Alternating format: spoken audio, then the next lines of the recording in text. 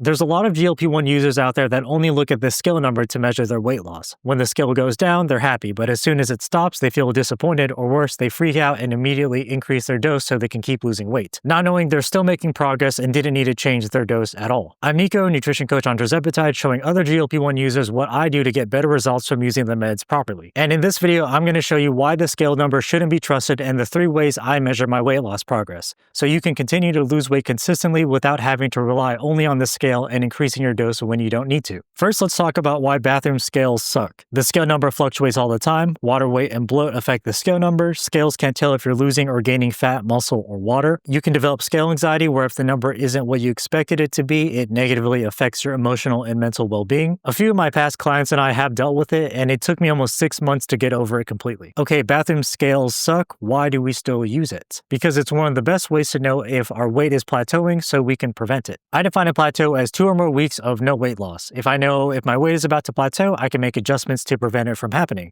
If I can prevent plateaus, I can hit my goals faster. That alone makes using the scale worth using. How does a scale tell us our weight is plateauing? When you step on a scale, you get a number. Stepping on the scale multiple times per week gives you more numbers. Doing this for multiple weeks gives you a lot of numbers. When you plot these numbers in a graph, you can see where your weight trend is going. Here's a visual example of what this looks like. The line is going down, which means I'm losing weight. If it was flat at the tail end, it means I'm plateauing. You don't have to do this yourself. I use an app called Shotzi, but any good weight tracking and food tracking app should have this feature. And as you can see, losing weight is rarely a straight path. There's lots of ups and downs from month to month, week to week, and even day to day. The most important thing to look out for is just the trend line going down if your goal is weight loss. Fluctuations are completely normal, and they mostly come from water weight and bloat.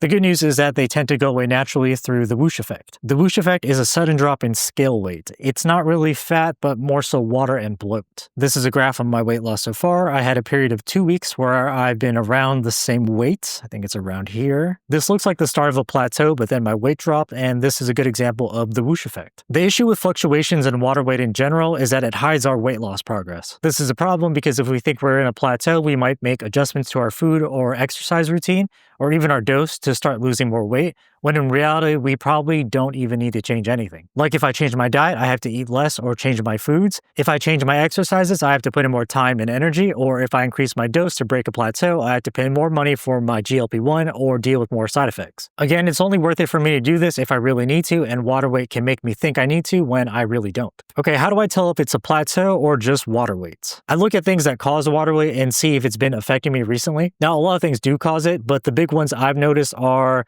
stress, salty foods, hormones, and not having enough sleep. If I notice I'm dealing with any of these more than usual, then I'll try to make changes. So for stress, I'll see if it's a temporary thing and if the problem causing the stress will solve itself after a few weeks. If not, then I just deal with it. For salty foods, it's usually if I'm eating more salt than normal. I deal with this a lot because I like eating out at restaurants and the foods tend to be saltier than my meals I have at home. I usually eat out like once or twice a week and it goes away after like a day or two. For other people, it might be different. For hormones, this is typically related to too much cortisol, which is the stress hormone, because part of what happens with having too much stress is that it will make our bodies hold on to water.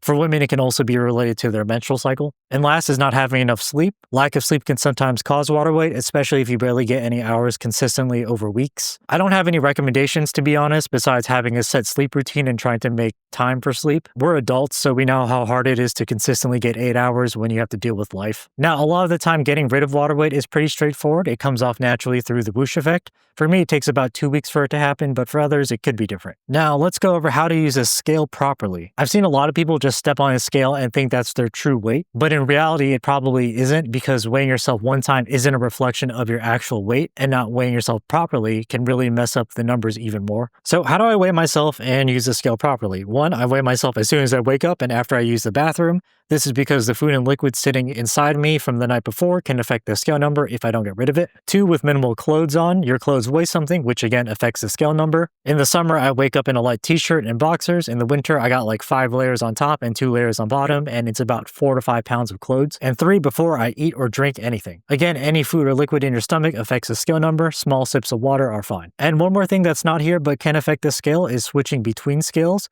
One scale can be calibrated at a weight you're used to seeing, and one might be 5 pounds heavier. Scales can measure differently, so make sure whatever scale you use, you stick to it. I do all this so the scale number can be as consistent as possible when I weigh myself. Now, you don't have to do any of this, especially if you truly know you're losing weight over time, but I like to be accurate, all in the sake of preventing plateaus and making consistent progress. Alright, so how often do I weigh myself? I weigh myself 7 days a week, but you definitely don't have to do that. I would say 3 days per week is the minimum amount I would do just to get the information I need. The most important thing is the weight trend line going down over time, not the daily number itself. Alright, I mentioned the 3 ways to measure progress, one being the bathroom scale that we just went over, so let's go over the other 2, which are non-scale victories and progress pictures. What the heck are non-scale victories? Non-scale victories are a way of measuring progress that focus on important things that the scale can miss. They're positive things that come from losing weight, like you have more energy, you feel good in your body, you're more confident in yourself, clothes fit better or looser, you get compliments from others, you take less health medications, and so much more. These are all non-scale victories. Now let's talk about progress pictures. Progress pictures are great because you can see a visual change in yourself compared to a number on a scale. They're also a non-scale victory, but deserve to be talked about separately. Progress pictures, I believe, are one of the strongest forms of motivation because you can actually see a difference when comparing pictures from when you started to where you are now. Now I'm going to go over some pros and cons of progress pictures and compare it to the bathroom scale. So the pros are they give visual feedback on your body that the scale can't give you. You don't have to do it often compared to weighing yourself. You just have to take a few pictures here and there. And they're a great source of motivation, like I mentioned. The cons is that they take months to get visual feedback, which isn't useful for plateaus,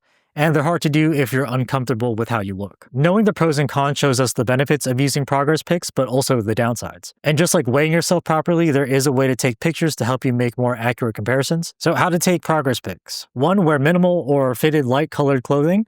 Dark clothing can work for silhouettes. 2. Stand in front of a half or full body mirror at a specific distance. If you have someone to help take your picture, you don't need a mirror. 3. Be in a room with decent lighting. Your body shouldn't be hiding in shadows, and be aware of light from a window.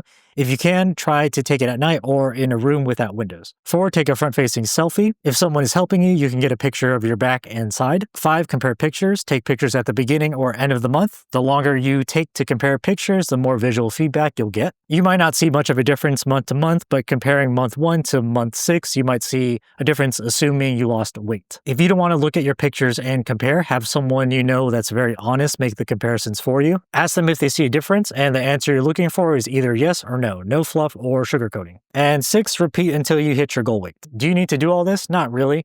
I just want to tell you just in case you care about visual feedback or you think you need a lot of motivation later. I have 1 or 2 pictures from a few months ago, and when I'm done, I'll take 1 picture after. If you take a lot of pictures yourself, you might not need to do this at all unless you want something more proper. Alright, we covered the 3 ways I measure progress: bathroom scale, non-scale victories, and progress pictures. Now let's apply all the methods. When to do each method: bathroom scale 3 to 7 times per week, non-scale victories as often as you can or when you notice them, and progress pictures as often as you want, from daily to monthly to just before and after pictures. Do you need to do all 3 methods? We want to use as many measuring methods as we can, but you definitely don't need to use all 3. If I had to pick one, I would choose a bathroom scale because it tells us if we're in a plateau so we can break it and prevent it in the future. Non-scale victories and progress pictures are mainly for motivation and if you suffer from scale anxiety. Each method gives us different ways to see our progress and different forms of motivation at different times during our weight loss journey. Losing weight is a long and difficult process, and while we can't rely on motivation alone, it helps give us that extra boost to keep going. Alright, that's it for the video. I hope this helped you with a bunch of your progress and weight scale related issues. If you have any questions, feel free to ask. Thanks for watching. Bye.